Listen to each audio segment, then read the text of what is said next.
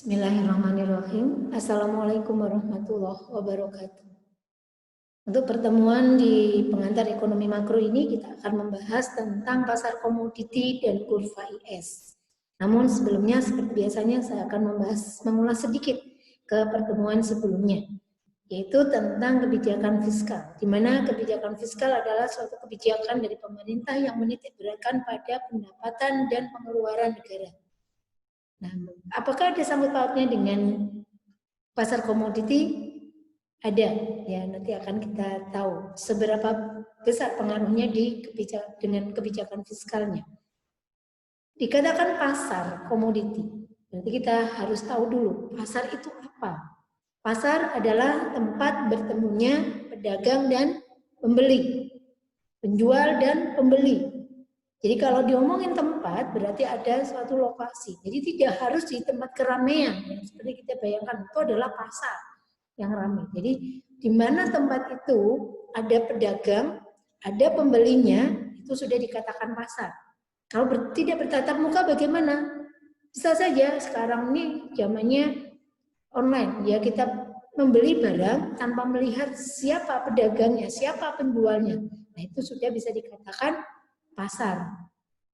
Nah, untuk pasar komoditi ini apa sih ke pasar komoditi? Ya, pasar komoditi bisa disebut dengan pasar barang. Ya, kita masuk dulu ke materinya tentang pasar komoditi dengan kurva IS. Ya.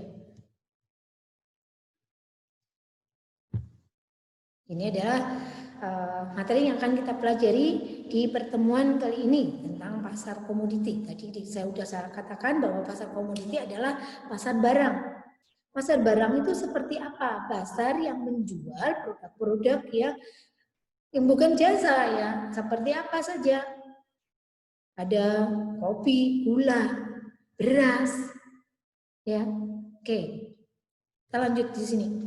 Jadi pengertiannya pasar barang atau komoditi dikenal dengan bursa komoditi, di mana pasar yang kegiatannya mempertemukan antara penjual dan pembeli untuk memperjualkan barang-barang komoditi. Jadi contohnya ya ada kopi, kakao, gula, ada CPO atau minyak kelapa sawit, emas, perak, tembaga, dan kebutuhan-kebutuhan yang lainnya itu dikatakan pasar komoditi. Oke, lanjut. Di sini ada ciri-cirinya. Ciri-ciri pasar komoditi. Pertama, ada calon penjual dan pembeli di dalam pasar itu.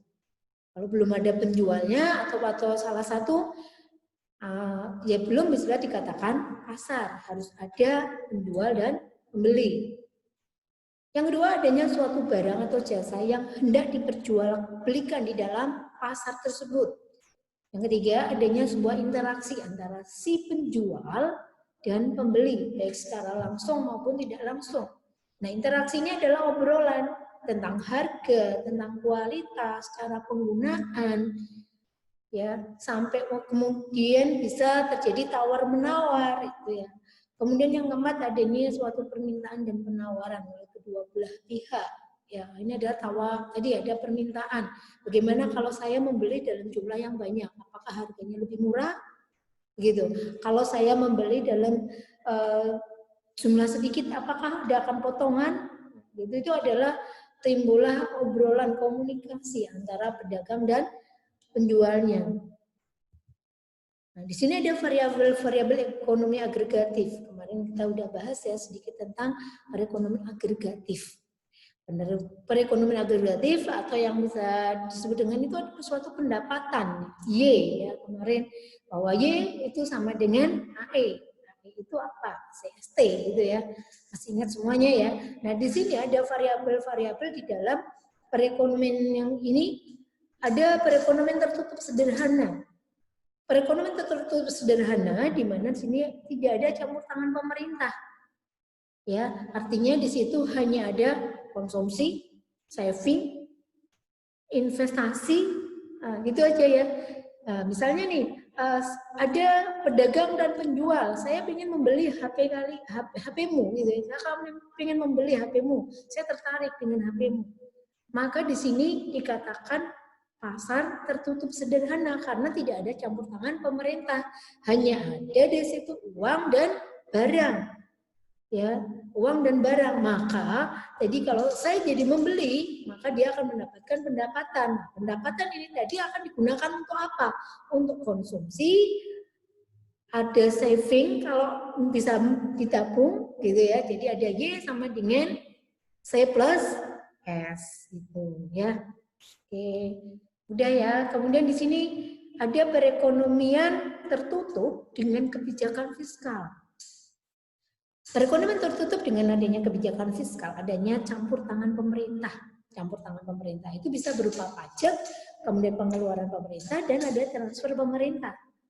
Ya, transfer payment atau subsidi yang diberikan pemerintah untuk masyarakatnya, mungkin untuk mahasiswa yang berprestasi. Kemudian adanya bencana alam, ini diambil dari transfer pemerintah. Ya. Yang ketiga ada perekonomian terbuka tanpa kebijakan fiskal. Ya, nah di perekonomian terbuka di sini adanya campur tangan pemerintah. Ya, di sini berarti kalau udah ngomongin terbuka, di sini ada 4 sektor. Ada konsumsi, ada saving atau bisa investasi, kemudian di sini ada government, kemudian ada kegiatan ekspor dan impor. Jelas ya? Oke, lanjut. Di pengeluaran investasi dalam modal analisa ISLM. ISLM ya, di sini kita akan membahas IS-nya terlebih dahulu. Ada investasi dan ada saving. Ya. Jadi kita udah mengetahui nih variabel apa saja yang ada di dalam pasar komoditi. Kemudian kita harus menentukan apakah variabel ini adalah variabel eksogen ataukah endogen. Ya. Nah, di sini ada namanya investasi. Nah, simbolnya ada I. Pengeluaran investasi itu mendapatkan perlakuan yang berbeda di sini. Investasi berarti dia pendapatan dia sudah bisa digunakan untuk kegiatan berinvestasi, tidak hanya untuk konsumsi saja. Ya, jadi diharapkan di perekonomian ini pendapatan tidak hanya untuk konsumsi saja. Kalau untuk konsumsi saja berarti Y sama dengan C.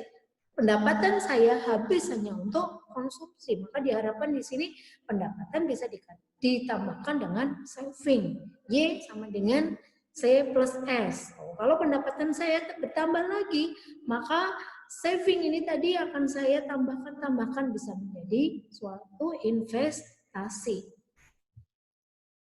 Nah, jadi di sini dikatakan bahwa investasi adalah suatu variabel eksogen. Ya, dalam modal tersebut investasi tidak diperlakukan sebagai variabel yang nilainya ditentukan oleh tingkat bunga. Ya, karena untuk berinvestasi dia tidak akan memikirkan tingkat bunganya. Saya ingin berinvestasi apa nih? Tanah, gedung, atau emas. Nah, gitu ya. Ini saya tidak akan memperhitungkan terlebih dahulu bunganya. Gitu. Ini namanya eksogen. Investasi secara eksplisit diasumsikan sebagai fungsi daripada tingkat bunga. Ya, ini fungsi saving dan fungsi konsumsi. Seperti tadi sudah dijelaskan bahwa perekonomian yang paling sederhana adalah perekonomian tertutup tanpa kebijakan fiskal. Jadi udah jelas ya, kalau sudah ngomongin tanpa kebijakan fiskal tidak ada G, tidak ada campur tangan pemerintah. Ya. Nah, variabel-variabel yang diperlakukan di perekonomian tertutup sederhana ini dikatakan variabel yang relevan. Yang relevan itu yang sering dipakai ya dalam kebijakan perekonomian manapun pasti akan ada namanya konsumsi. Gitu ya. Nah, ini ada fungsi konsumsi.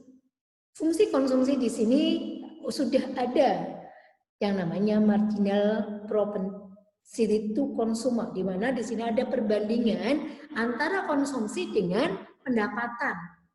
Besarnya marginal propensity to consume ini berapa berapa persennya, berapa 0, berapa gitu hasilnya nanti, karena di sini terjadinya perbandingan antara konsumsi dengan pendapatan. Delta C per delta Y rumusnya. Delta C berarti di sini C2 min C1. Delta Y berarti Y2 min Y1. Nah, kalau kita sudah ngomong ada C sama dengan C0 plus C kecil atau marginal propensity to consumer dengan Y di sini, maka akan timbul namanya saving. Ya. Masih ingat ya rumusnya saving itu pengurangan daripada konsumsi. Dan nggak boleh dilupakan ya. Nah, kalau untuk saving sendiri, untuk marginal propensity to save, ya itu rumusnya adalah delta S per delta Y. Atau dikatakan bahwa S kecil ini adalah 1 min C. Ya, C tadi adalah marginal propensity to consumer. Bisa dipahami ya. Jadi kalau ada rumus C, ada S, kemudian tinggal mengurangkan saja. Misalnya nih, C sama dengan 60 plus 0,4 Y. Maka S-nya adalah, C sama dengan 60. Berarti S sama dengan 40 min 0,6 Y gitu ya. Karena antara C kecil atau marginal propensity to consumer ditambah dengan S kecil, marginal propensity to save, itu sama dengan 1.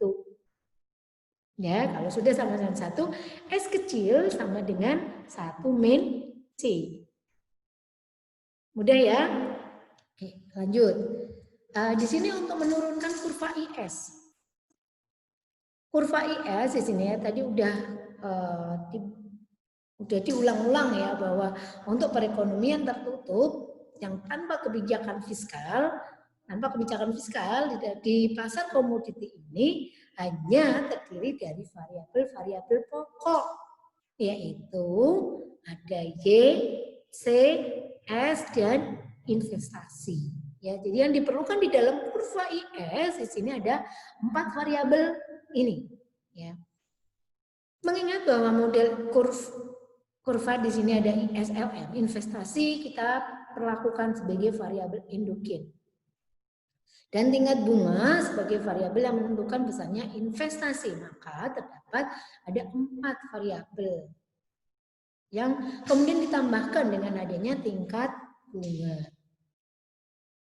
Syarat equilibrium, kalau sudah ngomong equilibrium, maaf ya, equilibrium berarti di sini ada keseimbangan, ya, keseimbangan antara, ini ada keseimbangan antara S dan I, berarti S sama dengan I. Harus ada keseimbangan antara pendapatan dengan pengeluaran, ya, harus ada keseimbangan. Berarti Y sama dengan C plus S plus C, gitu ya, itu harus ada suatu keseimbangan. Kalau di sini syarat terpenuhinya keseimbangan di sini adalah C sama dengan Y sama dengan C plus I. Berarti di sini harus adanya suatu keseimbangan. Lanjut di sini, kalau fungsi konsumsi dan investasi masing-masing persamaannya C sama dengan C0 plus C kecil kali Y, atau marginal propensity to consumer kalikan Y-nya. Dengan syarat di mana 0 itu lebih kecil daripada C. Atau delta C itu harus lebih kecil daripada 1. Jadi kalau dikatakan bahwa C kecil atau marginal consumer, propensity to consumer itu hasilnya di bawah 1. Ya, 0, sekian gitu. Misalnya kalau diketahui C kecil atau marginal propensity to consumer itu 0,7, maka S kecil pasti 0,3. Ya. Oke, di sini ada I. Ada rumusnya I, di sini I sama dengan I0 plus IL. Di mana I sendiri adalah delta I Syaratnya untuk keseimbangan delta. Di sini ada E sama dengan delta I, di mana delta I itu harus lebih kecil daripada 0. Maka kalau dirumuskan, ya, dijabarkan lagi, kita jabarkan lagi, di sini ada Y. Y tadi adalah untuk keseimbangan C plus I. C plus I. C-nya tadi kita masukkan aja rumus yang di atas. C sama dengan C0 plus C kecil kali Y ditambah I0 plus IR. Kemudian keluarkan dari kurungan, dari kurung, keluarkan, didapatkan hasil yang seperti itu ya. Kemudian yang ada variabel Y dipindahkan. Maka didapat Y sama dengan C kecil kali Y sama dengan C0 plus I0 plus IR. Nah, didapat rumus bahwa Y itu sama dengan C0 plus I0 plus IR per 1 min C kecil. Ya. Lanjut, ini adalah salah satu contohnya di mana perekonomian mempunyai fungsi konsumsi dan fungsi investasi. Ya, dengan persamaan fungsi sebagai berikut. C itu di sini dalam miliaran rupiah. Sama dengan 0,6 Y plus 40.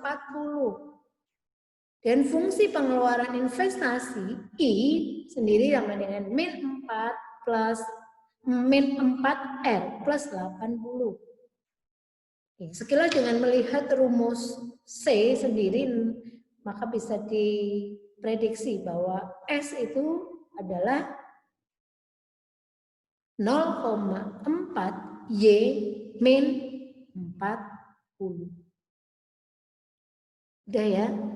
Oke.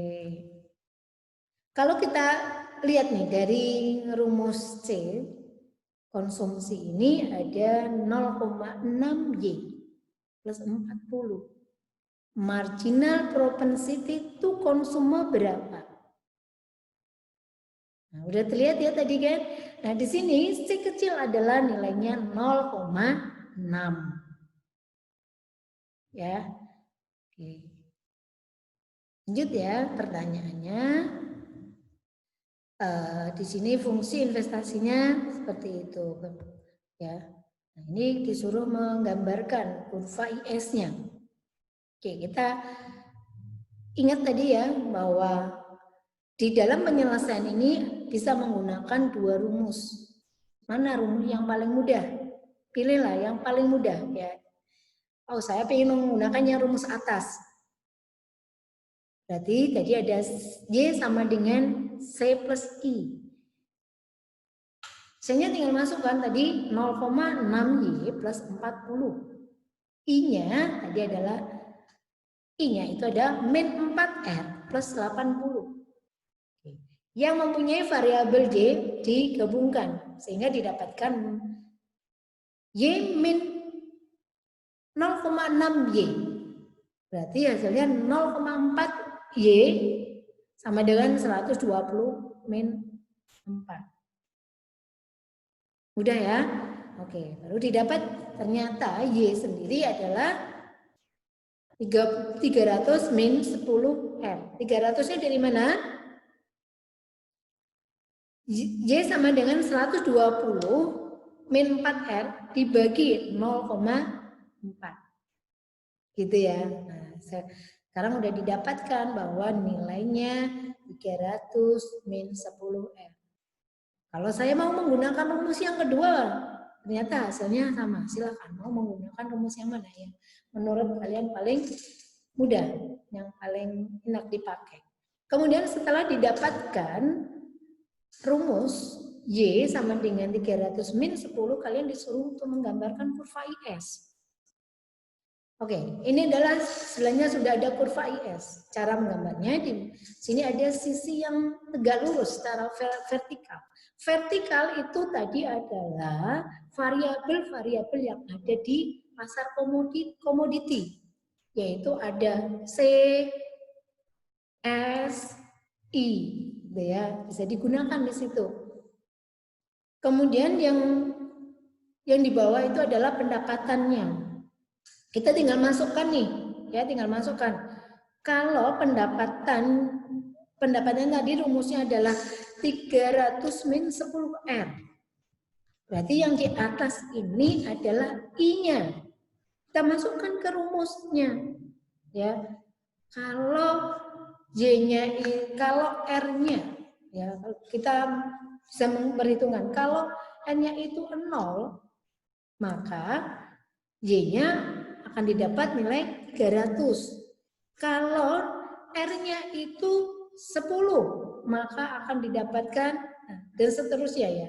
Sehingga akan didapatkan kurva seperti itu.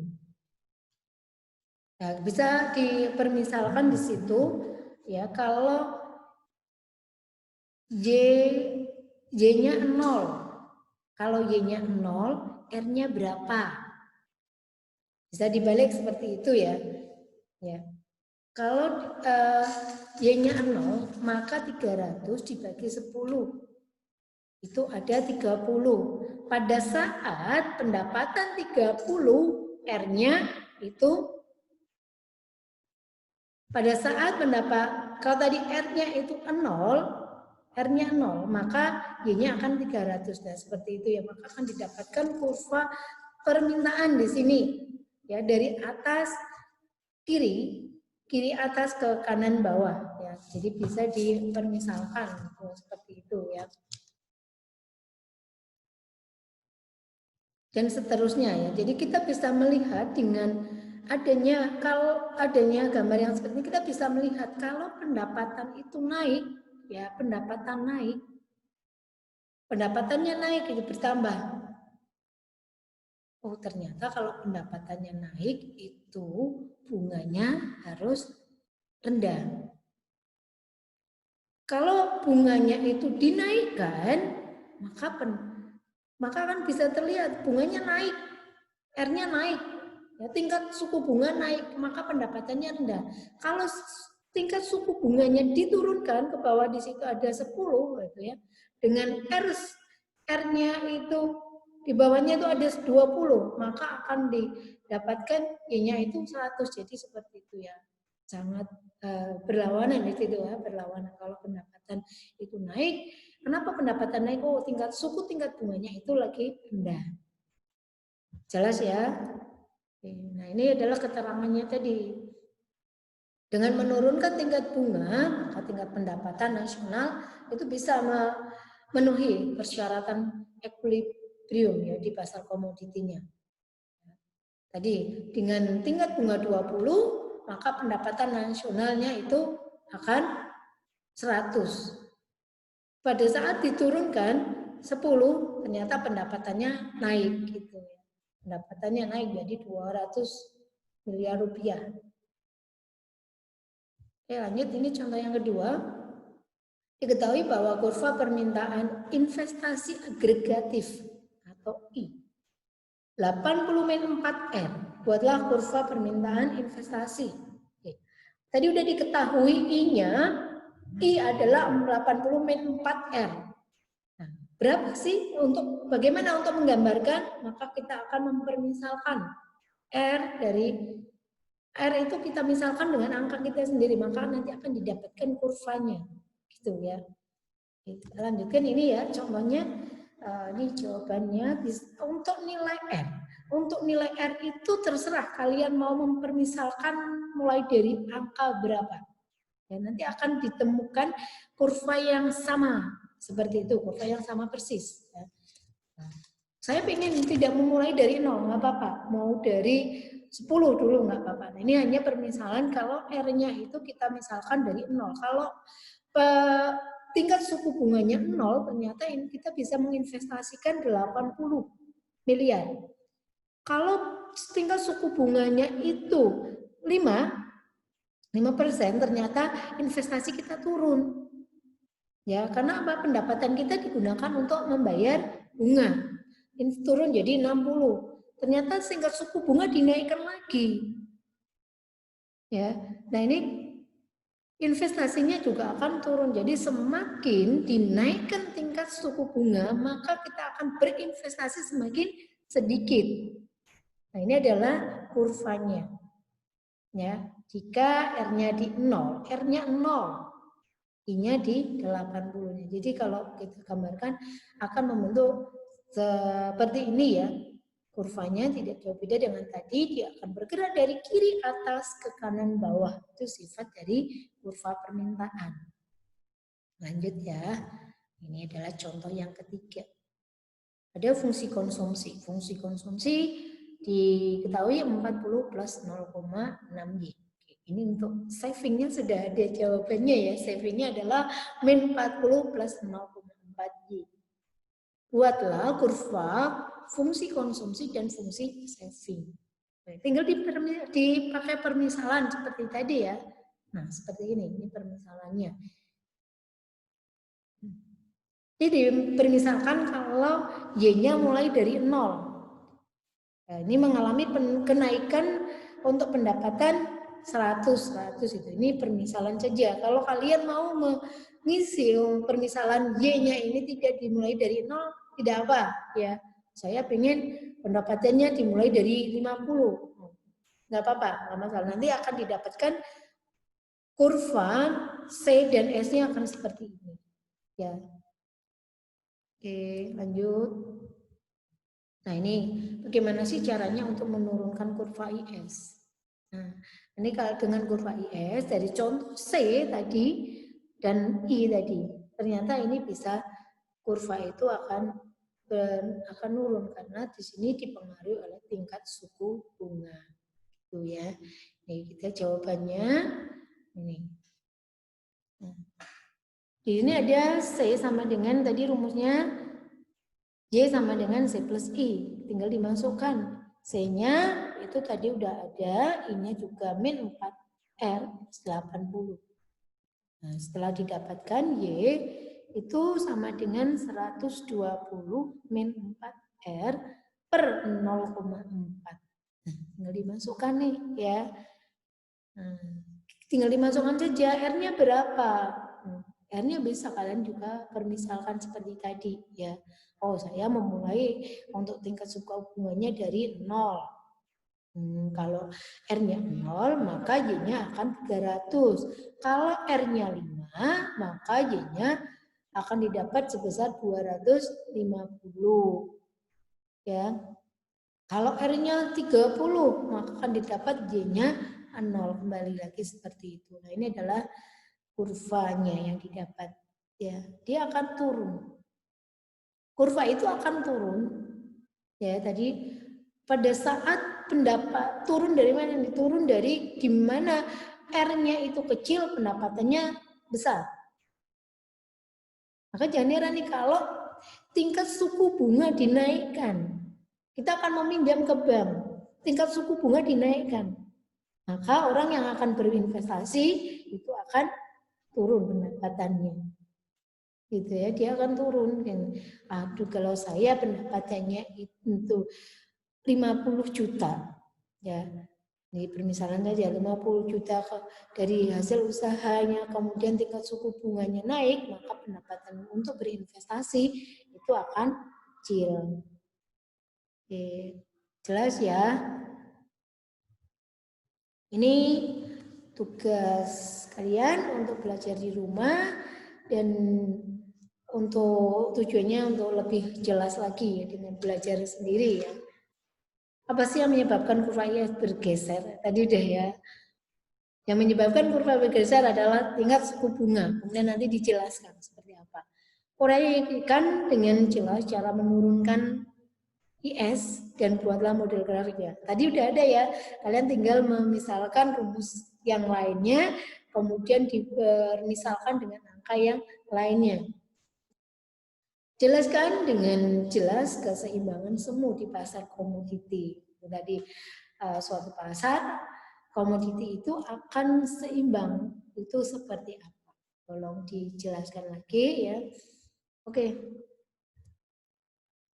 Silakan untuk bisa membaca lebih jelas lagi di Sutyono 2011 ya, tentang ekonomi makro khusus untuk analisis ISLM. Ya, di sana ada permintaan dan penawaran agregat. Oke, terima kasih. untuk perhatiannya. Semoga pertemuan kali ini lebih jelas ya tentang, kalau kemarin kebijakan fiskal, ini pasar komoditi dengan kurva IS-nya. Mohon maaf apabila ada kesalahan kata dan terima kasih. Wassalamualaikum warahmatullahi wabarakatuh.